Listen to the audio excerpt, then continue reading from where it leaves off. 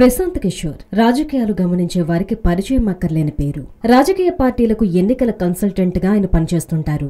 గత ఎన్నికల సమయంలో నరేంద్ర మోదీకి, పంజాబ్ ఎన్నికల్లో కాంగ్రెస్ కు పనిచేసి సక్సెస్ అయ్యారు. యూపీలో మాత్రం కాంగ్రెస్ కోసం పనిచేసి ఫెయిల్ అయ్యారు.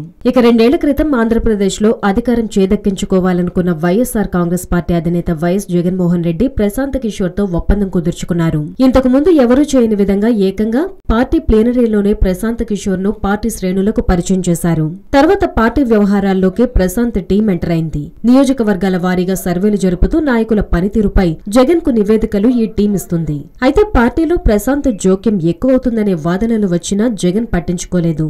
ఇక అధికారాన్ని చేపట్టడానికి మార్గంగా భావించి చేసిన 3600 కిలోమీటర్ల ప్రజా సంకల్ప యాత్రను కూడా ఈ టీం పర్యవేక్షించింది. యాత్ర ప్రచారాన్ని వైవిధ్యంగా చేయడంలో ఈ టీం సక్సెస్ అయింది. అయితే 2 ఏళ్లుగా ఎప్పుడూ ప్రశాంత్ కిషోర్ ను పెద్దగా పట్టించుకోని టీడీపీ ఇప్పుడు ఆయనను టార్గెట్ చేసింది. ఇటీవల ముఖ్యమంత్రి చంద్రబాబు నాయుడు సహా టీడీపీ నేతలు వరుసగా ఆయనపై విమర్శలు గుప్పిస్తున్నారు. అంతేకాదు బీహార్ రాజకీయాలు ఏపీలో చల్లవని హెచ్చరిస్తున్నారు. అయితే ప్రశాంత్ కిషోర్ 6 నెలల క్రితం ప్రత్యక్ష రాజకీయాల్లోకి వచ్చిన జేడీయూలో చేరి బీహార్ లో యాక్టివ్ అయ్యారు. అప్పటి నుంచి ఆయన వైసీపీ పనులు పెద్దగా చూసుకోవడం లేదు. కానీ ఎన్నికలు దగ్గర పడడంతో ఆయన మరోసారి తెరపైకొచ్చారు.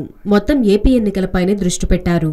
ఇటీవల బీసీ గర్జన ద్వారా బీసీలకు జగన్ దగ్గరయ్యారనే అంచనాలుండడం, వకీల్ సామాజిక వర్గానికి ఏపీ ప్రభుత్వం పెద్దపీట వేస్తోందని ఆరోపణలు ప్రజల్లోకి తీసుకెళ్లడం, తాజాగా డేటా చోరీ వ్యవహారం తెరపైకి రావడం, గతానికి భిన్నంగా వైసీపీ పోల్ మేనేజ్మెంట్ పై దృష్టి పెట్టడం వెనుక ప్రశాంత్ కిషోర్ ఉన్నారని తెలుగుదేశం పార్టీ భావిస్తోందని తెలుస్తోంది.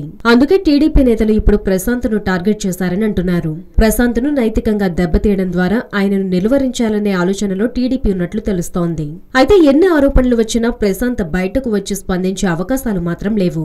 మరి టీడీపీ చేస్తున్న ఈ మాటల దాడిని ప్రశాంత్ కిషోర్ ఎలా ఎదుర్కొంటారో చూడాలి. మరి హలో, మిమ్మల్నే యోయో టీవీ యాప్ డౌన్లోడ్ చేసుకున్నారా? ఇంకా లేదా? మీ యాప్ స్టోర్ కి వెళ్ళి వెంటనే డౌన్లోడ్ చేసుకోండి.